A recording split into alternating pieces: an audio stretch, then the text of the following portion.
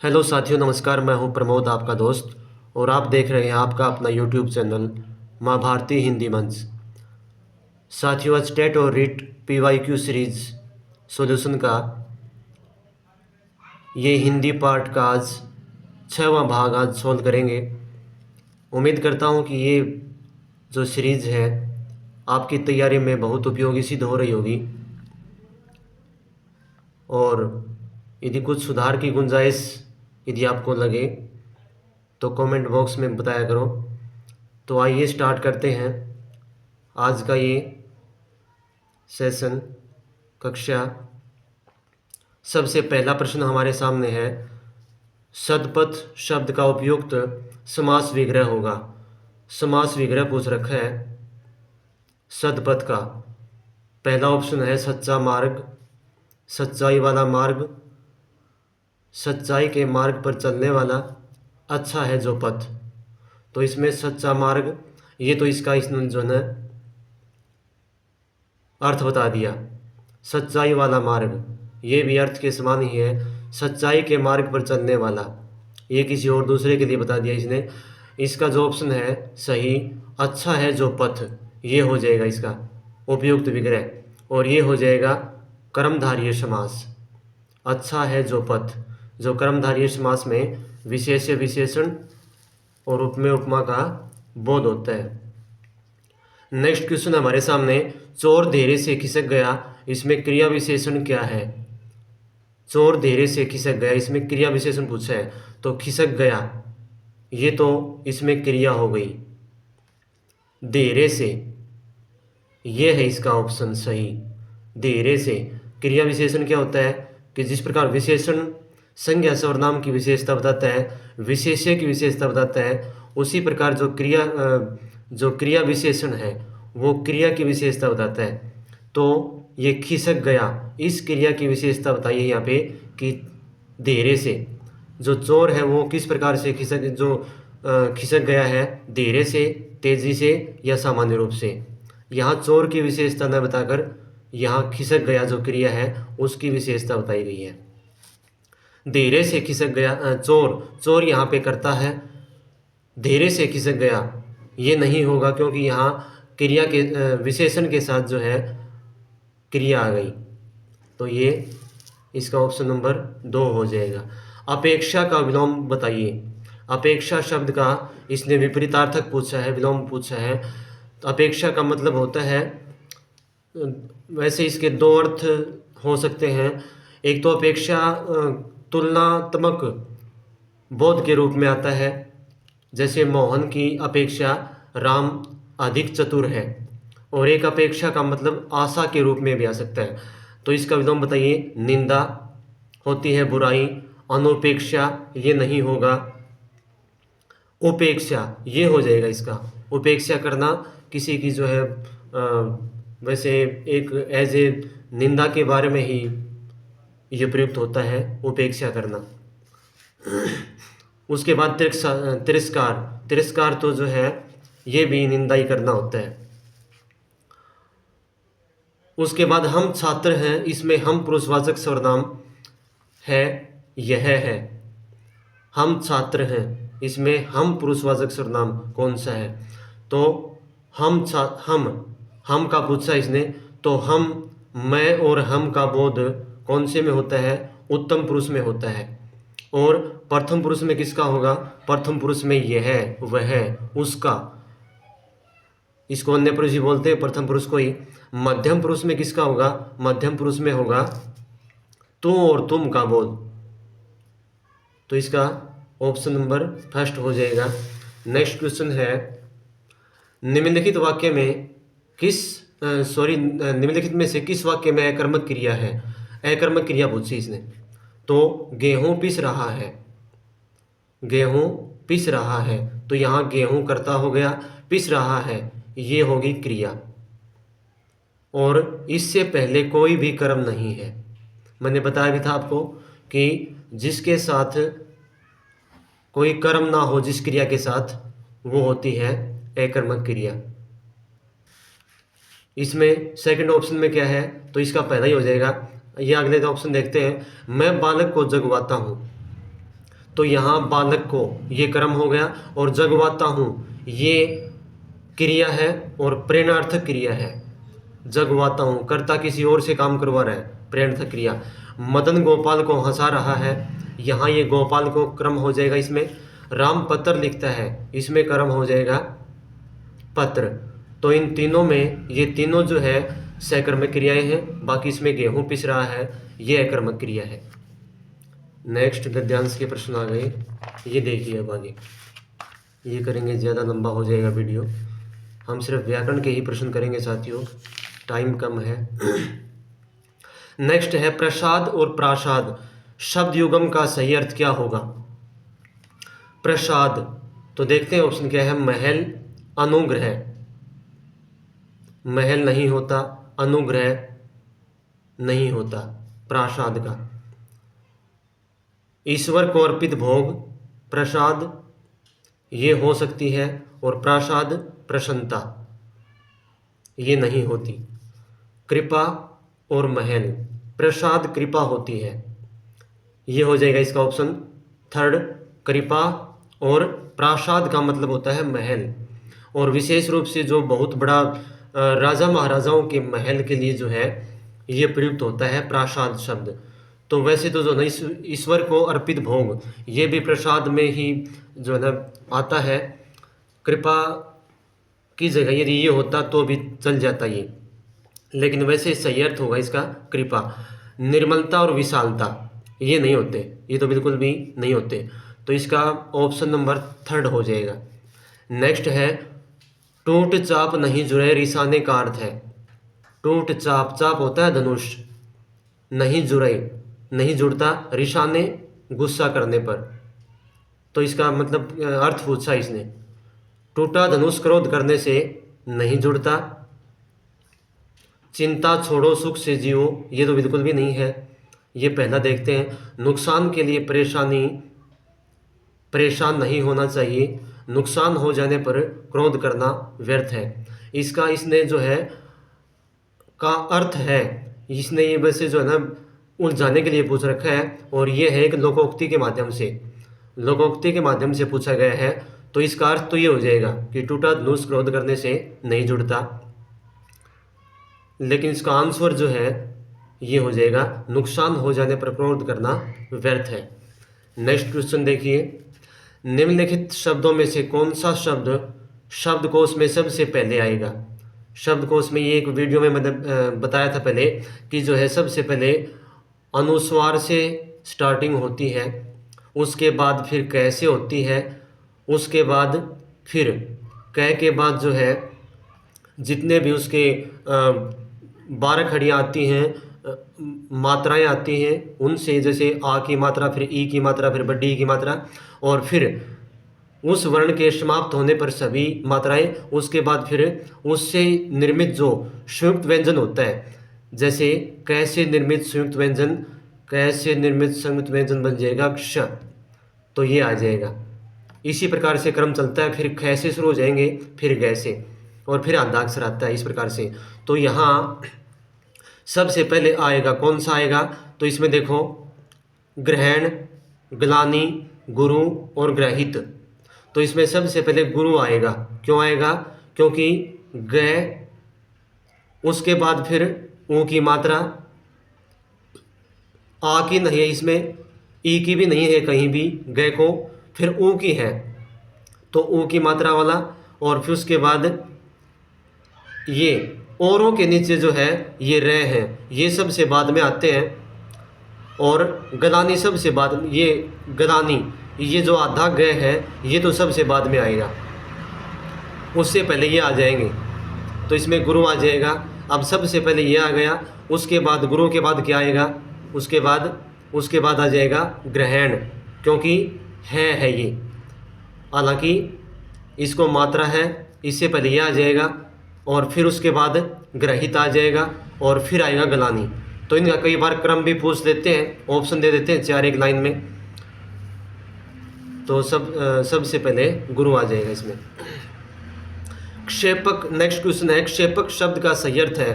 क्षेपक दूसरों को क्षमा कर देने वाला, शत्रु पर घातक वार करने वाला, किसी ग्रंथ में अन्य व्यक्ति द्वारा जोड़ा गया भाग किसी व्यक्ति द्वारा छोड़े गए शेष कार्य को पूरा करने वाला।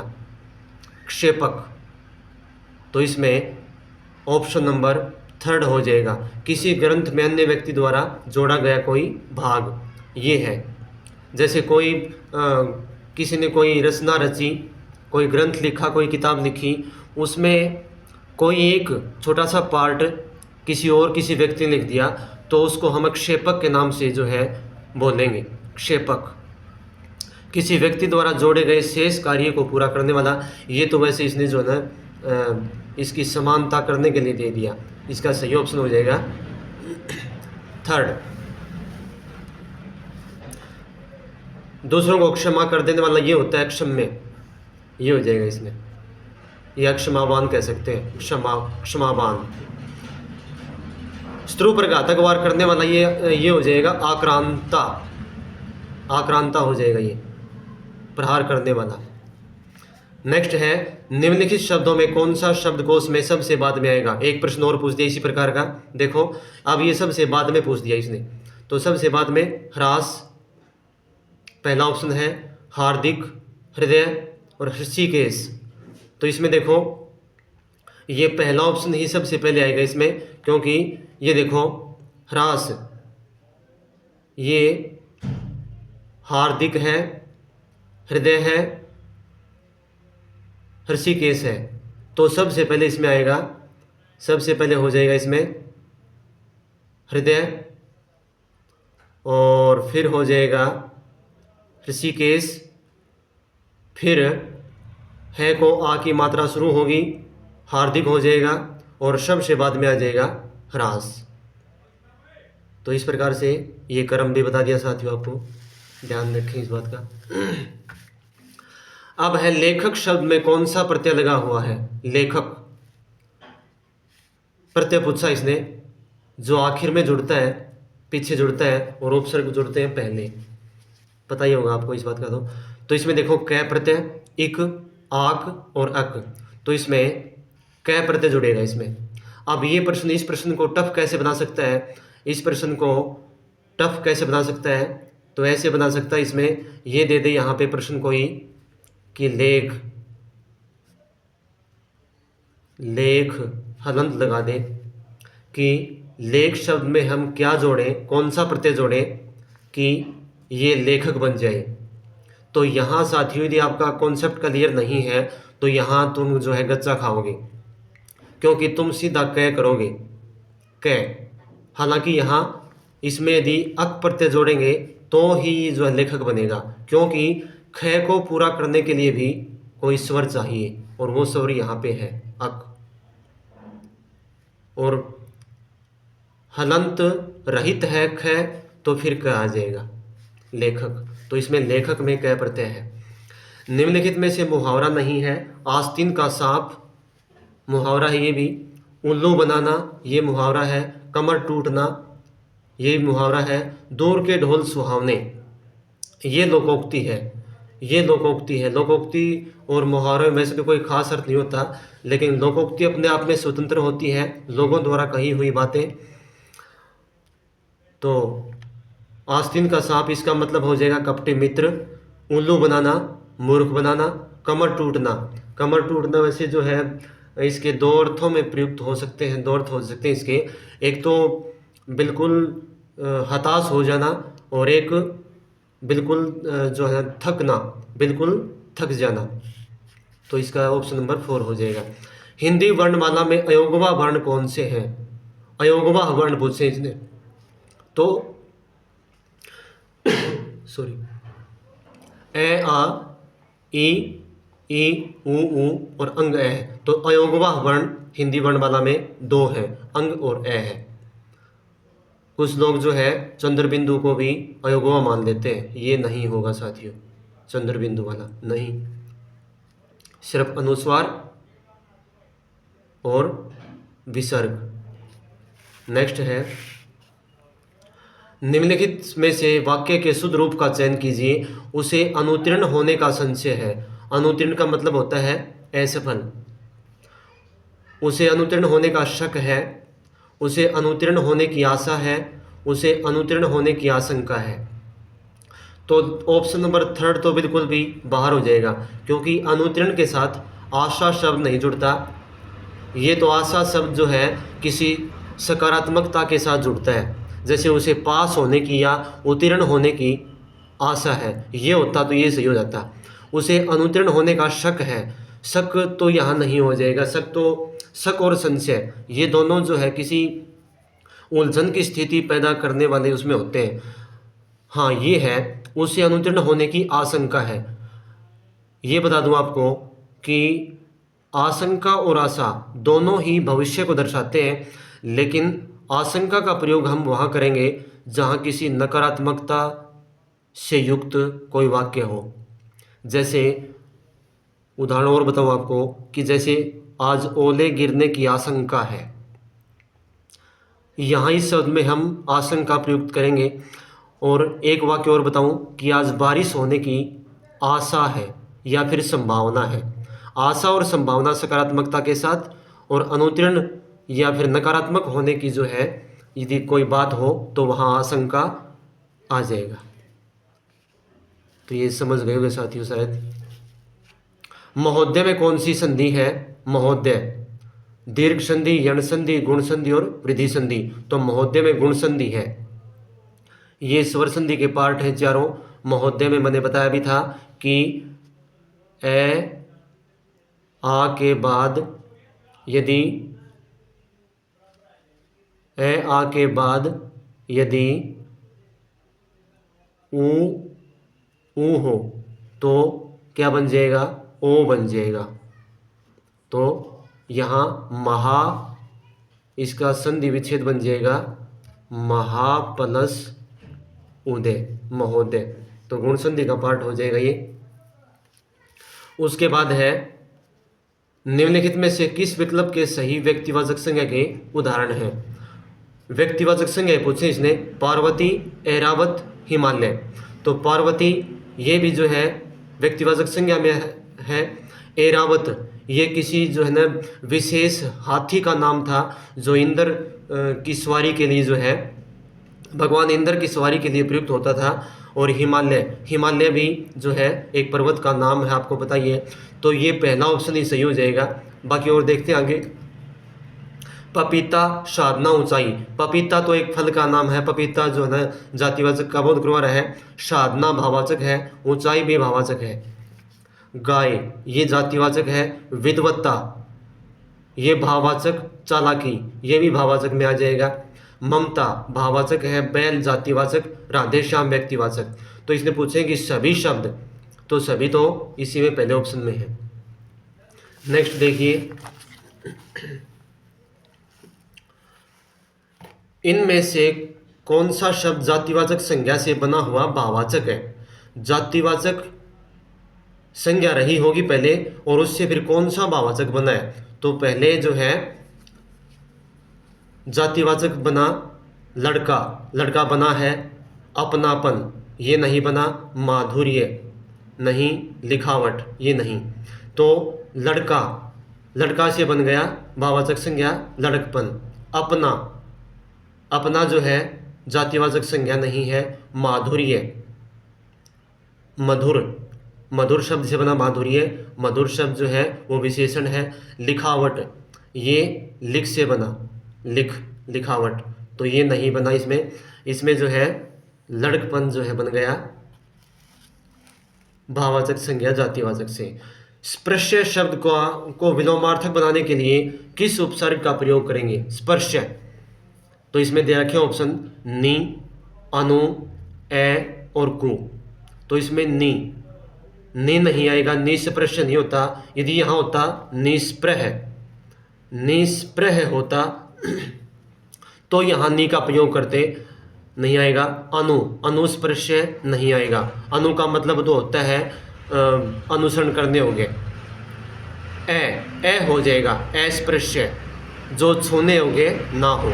स्पृश्य का मतलब होता है छूने होंगे। कु बुरा होता है, ये नहीं आएगा। तो इसमें ऑप्शन नंबर फर्स्ट हो जाएगा इसका। नेक्स्ट है रेवती रमण किसका पर्यायवाची है? रेवती रमण तो पर्यायवाची पूछा इसमें शिव, शिव का नहीं है, शिव जी, महादेव, भोलेनाथ। कृष्ण, कृष्ण का भी नहीं है, इसके कृष्ण के हो जाएंगे जो है माखन चोर, ठीक है ना। प्रेमी, प्रेमी के पर्यायवाची हो जाएंगे प्रियतम। और चातक, चातक भी प्रेमी का पर्यायवाची होता है। बलराम, ये बलराम का है रेवती रमन, रेवती रमन बलराम का पर्यायवाची होगा। नेक्स्ट है अव्यवस्थित वाक्यांशों में एक सही क्रमबद्ध वाक्य बनाइए।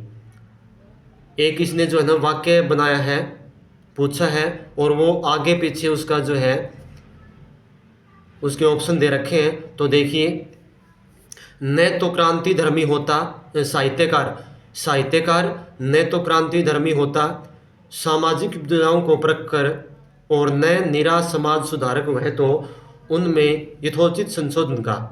तो देखो इसमें सबसे पहले तो ये हो जाएगा, साहित्यकार जो होता है न तो क्रांति धर्मी होता, उसके बाद फिर क्या होगा, और न निरा समाज सुधारक वह तो, फिर रे ऑप्शन हो जाएगा सामाजिक विद्रुपताओं को परख कर, फिर आएगा लास्ट में उनमें यथोचित संशोधन का अन्वेषक होता है। तो इस प्रकार से हो जाएगा। तो कौन सा बन जाएगा, पहला ये, फिर ले, ये ऑप्शन हो जाएगा इसमें पहला ही।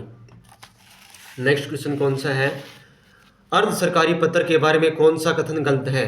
अर्ध सरकारी पत्र, तो इसकी भाषा आदेशमक नहीं होती, गलत पूछा इसने, गलत।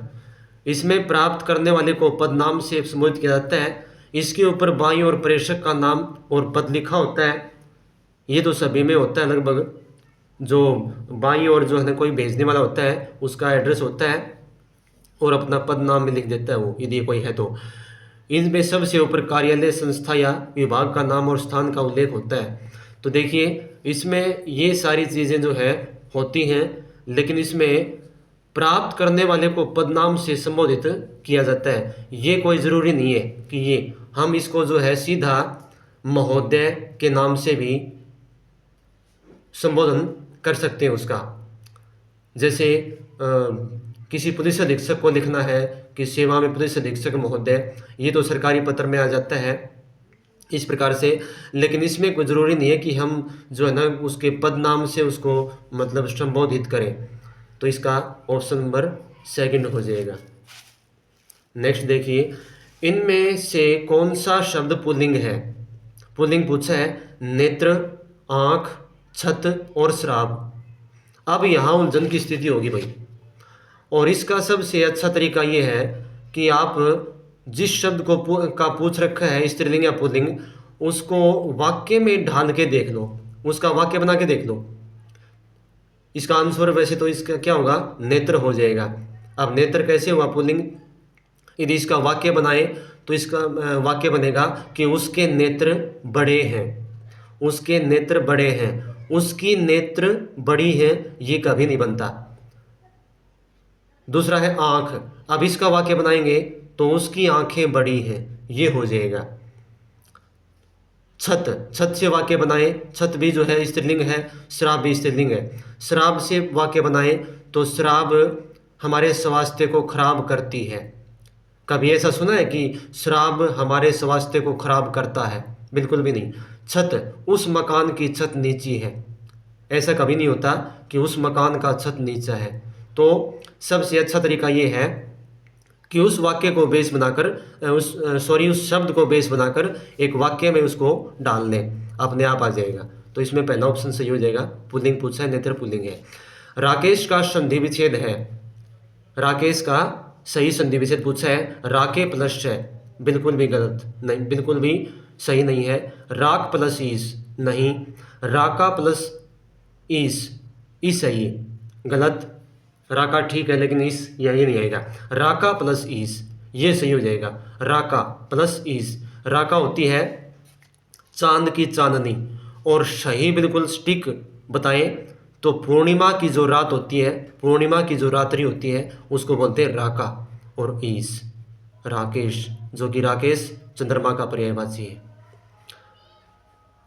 साथियों, यदि कक्षा में अतिरिक्त आपको कुछ सीखने को मिल रहा है तो लाइक कर दें, और जो नए साथी जुड़े हुए हैं वो सब्सक्राइब ज़रूर कर लें, एक बार अपने साथियों को भेज दें, क्योंकि यहाँ बिल्कुल बगैर किसी जो है पेड कोर्स के यहाँ पूरा विश्लेषण करवाया जा रहा है। तो आपका लाइक हमारी अगली कक्षा को लाने के लिए प्रेरित करता है, और जो साथी नए हैं वो सब्सक्राइब ज़रूर कर लें, और अपने साथियों को, कोई एजुकेशनल ग्रुप से जुड़े हुए हैं या फिर अपने साथियों को शेयर कर दें। कामारी शब्द का संधि विच्छेद होगा कामारी, काम प्लस री नहीं, कामारी। वैसे बता दूं, कामारी जो है ये शब्द प्रयुक्त होता है महादेव शिव के लिए, शिव के लिए प्रयुक्त होता है ये। कामा प्लस अरि, काम प्लस अरि और काम प्लस आरी, तो इसमें काम प्लस अरि हो जाएगा। काम मतलब काम वासना को, का अरि मतलब दुश्मन, काम वासना को समाप्त करने वाला है जो, अर्थात कामारी महादेव के लिए प्रयुक्त हुआ है। वैसे बहुब्री समास का जो की श्रेणी में आ जाएगा ये शब्द। नेक्स्ट देखिए, तो इसका ऑप्शन नंबर 3 हो जाएगा। इनमें से कौन सा शब्द स्त्रीलिंग है? अब स्त्रीलिंग पूछ दिया, उसमें पूछा था पुल्लिंग। तो अखबार, अदालत, अक्सर और अकाल। अखबार, तो इसको वाक्य बनाएंगे कैसे कि आज का अखबार आया क्या, आज का, न की, ये तो पुल्लिंग है। अदालत, अदालत होता है न्यायालय, ये विदेशी भाषा के शब्द हैं।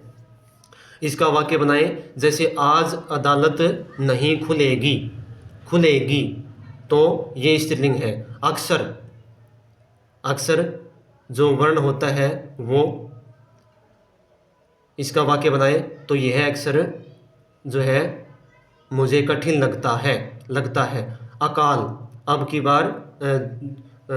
बार जो है मतलब कई राज्यों में अकाल की स्थिति पैदा हो गई थी, या अकाल पड़ा था, इस प्रकार से पड़ा था।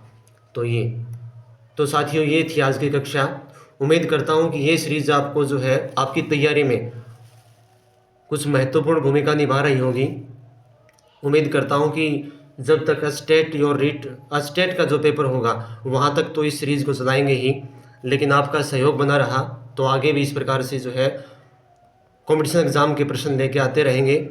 तो उम्मीद करता हूँ कि आप अपने साथियों को शेयर ज़रूर करेंगे, और जो नए साथी जुड़े हैं वो सब्सक्राइब कर लें। धन्यवाद। जय हिंद, जय भारत।